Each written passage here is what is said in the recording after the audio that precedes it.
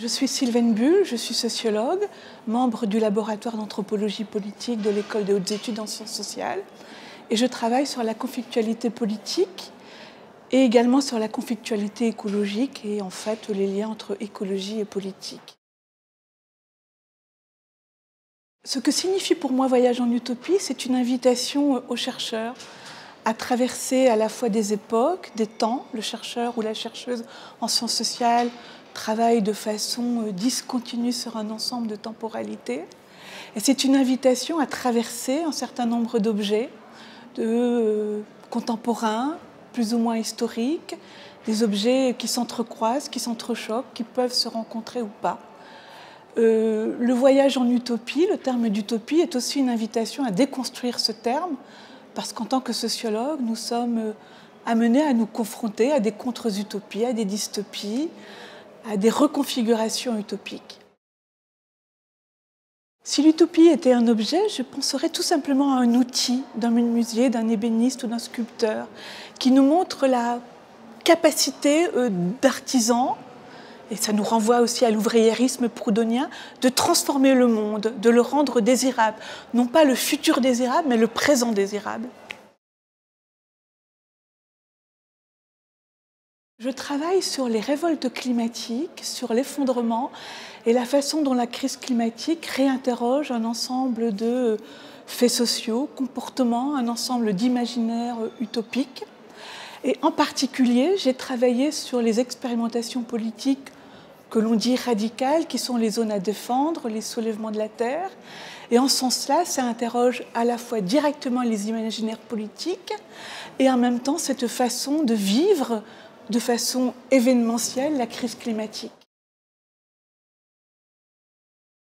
L'interdisciplinarité est au centre de la science sociale. Si nous travaillons en tant que sociologues, que nous soyons sociologues de la tradition compréhensive, pragmatique ou plutôt classique, nous sommes obligés à un moment donné de nous affronter à des événements historiques, des événements politiques. Nous sommes aussi amenés à rendre intersectionnelle la science sociale.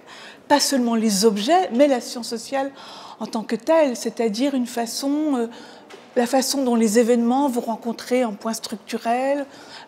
Et en ce qui concerne l'écologie, évidemment, ça prend en charge un ensemble de domaines, la philosophie, l'anthropologie, au sein de la philosophie, la phénoménologie, au sein de la sociologie, un certain nombre d'outillages, mais aussi, pourquoi pas, c'est ce que nous faisons en séminaire, la façon d'évaluer, de quantifier l'écologie. Donc il n'y a pas de science sociale qui ne soit pas interdisciplinaire. Et en particulier sur des objets profondément actuels, profondément contemporains. Ils sont contemporains parce qu'ils envoient une profondeur historique, mais aussi une approche extrêmement diversifiée de cet approfondissement. Le rôle public des sciences sociales est absolument fondamental dans la période. Il y a des courants qui parlent de soulèvement des savoirs. Peut-être qu'il faudrait tout simplement parler de communautés épistémiques qui rapprochent les sciences sociales, c'est-à-dire les chercheurs, des acteurs ordinaires. En tant que sociologue, nous considérons que les acteurs ordinaires, c'est-à-dire le public, les citoyens, et ça vaut en particulier pour l'écologie, ont toujours une longueur d'avance sur les sociologues parce qu'ils sont profondément en mesure de comprendre, d'analyser ce qu'ils vivent et ce qu'ils font. Et en ce sens-là, le sociologue doit toujours être en prise avec ces événements. Et puis, nous avons dans la tradition sociologique les lanceurs d'alerte, qui sont les lanceurs d'alerte sur des grands événements climatiques, sur des problèmes environnementaux, mais les sociologues en tant que tels doivent être des lanceurs d'alerte, en élargissant leur compréhension du monde, en rendant ce monde accessible au grand public.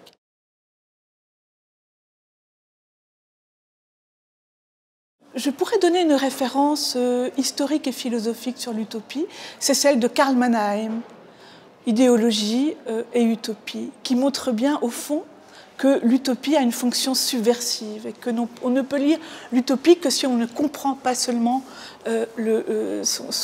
sa définition philosophique, mais aussi sa définition sociologique, qui est celle de s'attaquer à l'ordre social également.